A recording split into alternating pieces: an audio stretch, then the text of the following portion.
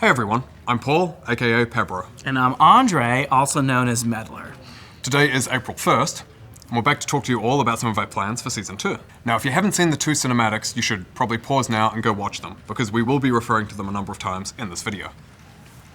Okay, if you're still here, let's talk spoilers. Last season, we watched everyone's favorite Noxian frenemies, LeBlanc and Vladimir, plan, plot, and scheme. Now we're headed to Ionia to find the powerful weapon they've been seeking. But we're not just going to Ionia. We're arriving just in time for the bloom of the rare Spirit Blossom flowers and the Ionian festival that celebrates them.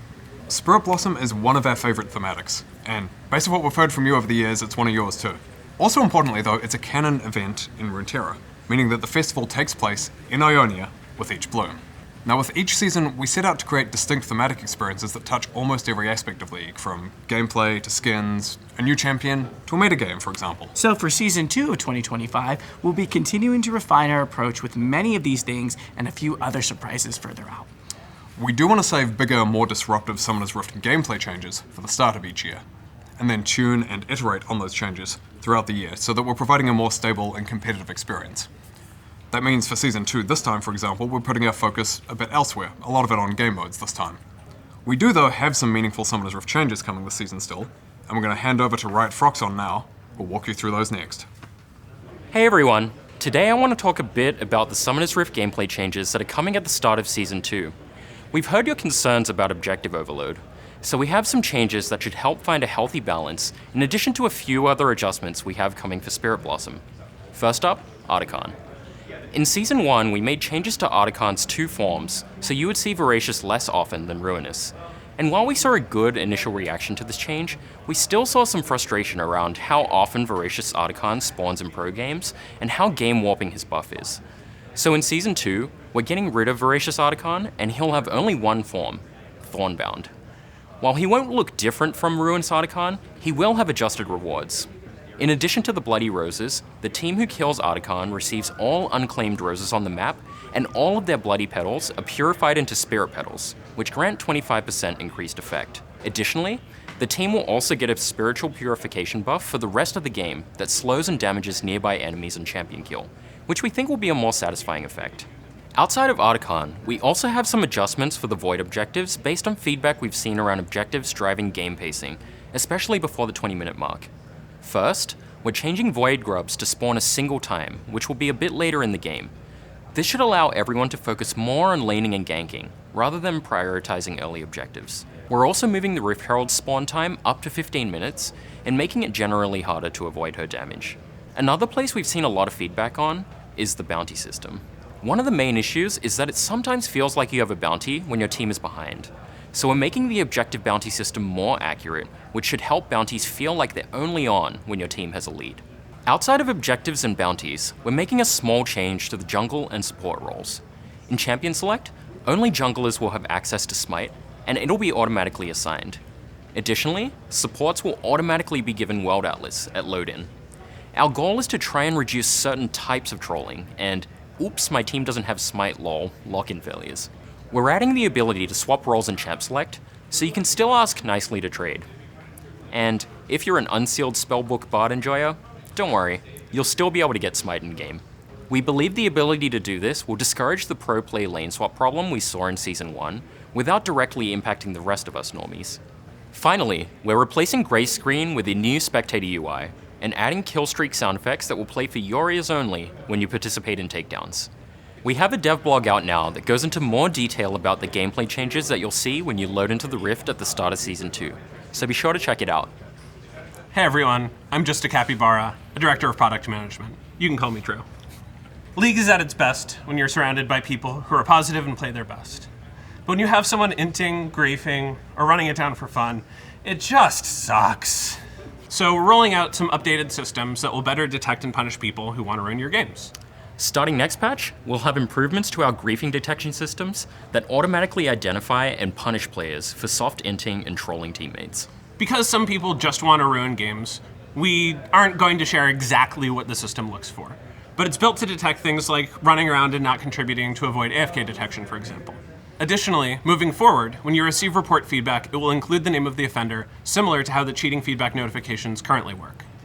We know that this is an area that we really have to get right. We've been doing some tests for the last few patches to make sure our number of false positives is low, and we're confident that we should see very few. We'll also continue to refine this updated system over time, and we'll talk about it again in another dev update. Further out, there's more work we'd like to do around smurfing and boosting in particular. That's something that we hope TrueScale 2 can help address, which, as a reminder, is a new matchmaking system that we've been trialing in some regions and modes. We also want to share some numbers from the Vanguard LP refunds that we added in patch 25.6. As of filming, we've refunded over 700,000 LP to over 30,000 unique players who had a cheater in their ranked game. And since then, around 24,000 cheaters have been successfully eliminated. That's a lot. Aside from punishing players who waste your time by ruining games, we also want to take some time to thank all of you who bring positivity to League, whether it's through helpful and friendly comms, grouping for objectives, or just fist bumping each other after a great play. We're also seeing a lot of feedback on the recent changes to the honor system that we're working on. We'll be back later when we have some changes to share here. We have a lot more details on these changes and some updates on changes we've made over the last few patches in a blog that's out now, so go check it out if you'd like to learn more. All right, we want to talk a bit about modes and metagames. Like we've said before, we think it's important to consistently have ways to play League outside of standard Summoner's Rift. So, we'll be releasing a new game mode called Brawl. Brawl is a 5v5 mode where you choose your champion, and it's played on a new map set in the whimsical Bandle City. And your objective is simple: push your minions into the enemy's base to win, and get rid of anyone who tries to stop you. No towers, no major objectives, and nothing but your base's health bar to defend. Brawl is intended to be a fun, action-packed mode for players who want a lower stakes game or are looking to get their friends into League without having to deal with all the complexity of SR. Now, games of Brawl have been balanced with snowball mechanics, so while you might be down at some points, you're never truly out, making it perfect for playing with friends of drastically different skill levels. Whether you're just looking for a fun time trying to play with friends or just want non-stop action, we hope you'll give Brawl a try when it goes live in patch 25.10. We can't wait to see what you think. Now, if you want to learn more about Brawl, check out the new dev blog that's out now. Separately though, we also want to take a moment to talk about metagames. We're coming off of The Demon's Hand, and we love seeing all the combos you pulled off, and that's also teaching us a lot about what has and hasn't worked with metagames that we're going to incorporate in future ones. We will have another metagame coming out in Act 2 of the coming season. As with previous metagames, we're going to keep trying something a bit different each time. All right, we'll hand things over to the Skins team to talk about what they have planned for Season 2. Hey everyone, I'm Steph, aka 100 Piece Nuggets. And I'm Tom, or Riot Hylia. Today, we're here to dive into Spirit Blossom and talk about some updates to skins in general. So there's a lot to discuss, but first and foremost, Spirit Blossom's back, yay! We know you have a lot of fond memories of getting crushed by Cassiopeia and playing tricks with Teemo. And the contrasting duality of the Spirit Realm just makes for really, really elegant, stunning skins. Yeah, and this time around, we're actually expanding on Spirit Blossom with even more champions stepping into Ionian folklore. These skins are now a manifestation of the myths told during the festival, like Ashe is the Wandering Queen who guides souls to the Spirit Realm. Or Aurelia, who is Ashe's ready hand, whose unwavering loyalty led to heartbreak and calamity. She has so many hands. No, right? You've got more than she knows what to do with. We've also got Bard, Varus, and my personal favorite, Zyra, as well as Ivern and Prestige Spirit Blossom Lux, who will be earnable on the Act 1 paid pass. Outside of Spirit Blossom, when we were looking at skins for Season 2 overall, we took a lot of learnings from Season 1. We want to do a better job at offering a wider variety of skins that are focused on our champion-first philosophy.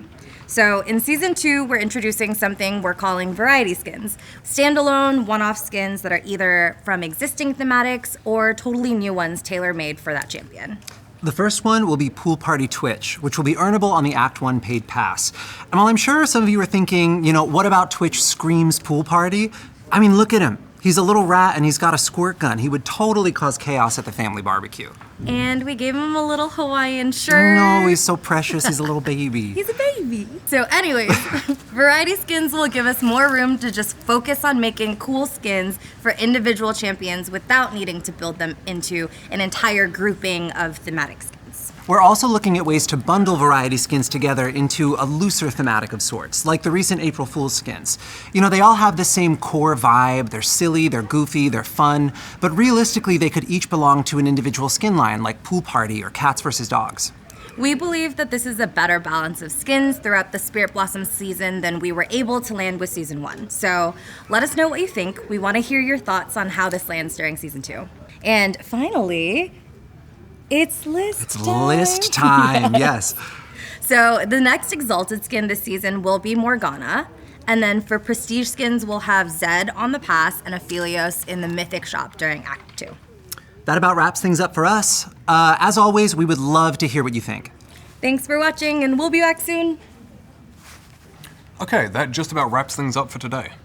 In case you missed it, Swift Play is now out globally, so be sure to jump in and play a few matches if you haven't already had the chance. And while you may have recognized quite a few familiar faces in yesterday's cinematic, there is one who may look new. Yanara is our new champion who will be coming out in Act 2.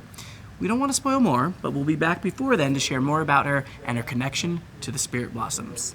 And then finally, we wanted to share that in May we'll be celebrating another pro who has made his mark on League. This player will join the Hall of Legends. He's inspired the next generation of upcoming players, and we can't wait to give him the recognition he deserves. As always, thanks so much for watching. Don't forget to check out the dev blogs, and we'll see you on the Rift. Until next time, see ya.